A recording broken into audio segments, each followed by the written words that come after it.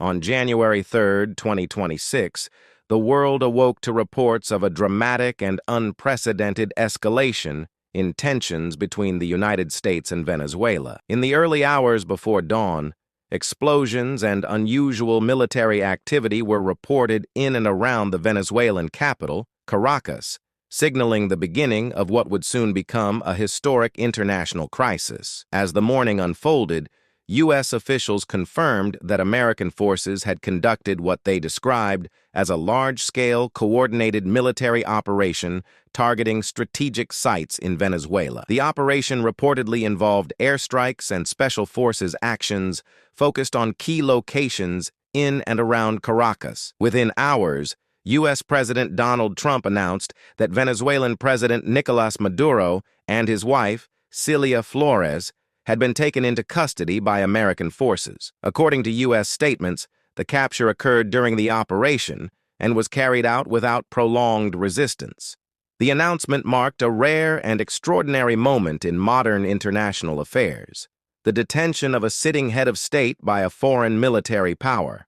Later that day, visual footage and eyewitness accounts appeared to show Maduro disembarking from a U.S. aircraft at Stewart International Airport in New York State.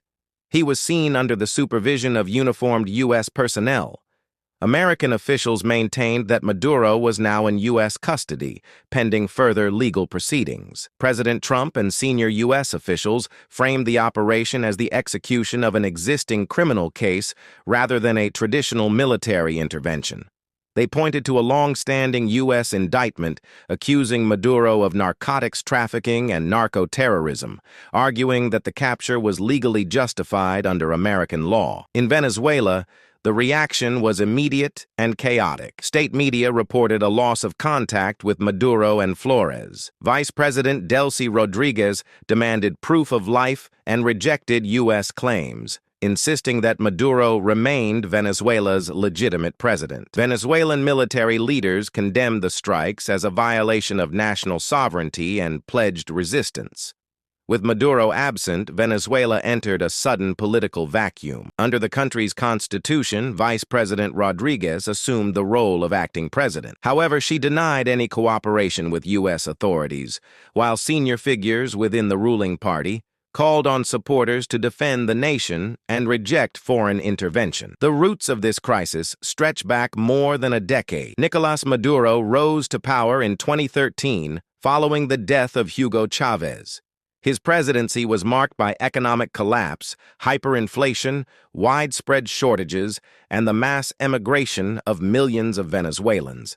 Elections held in 2018 and 2024 were widely disputed, leading to international sanctions and diplomatic isolation. In 2020, the U.S. Department of Justice formally indicted Maduro and several senior officials on charges related to drug trafficking. Over time, the United States increased financial rewards for information leading to his arrest, making Maduro one of the most wanted individuals under U.S. law. Global reaction to the events of January 3rd was swift and deeply divided. Some U.S. allies welcomed the removal of Maduro, while others condemned the action as a dangerous breach of international law. Calls quickly emerged for an emergency session of the United Nations Security Council to address what many nations described as an act of aggression. Inside the United States, political leaders were sharply split.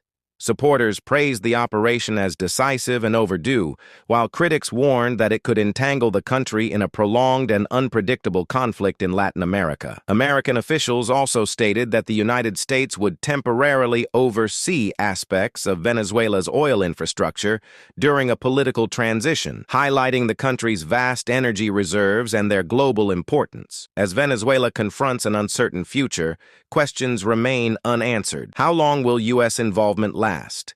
Will Venezuela's institutions hold?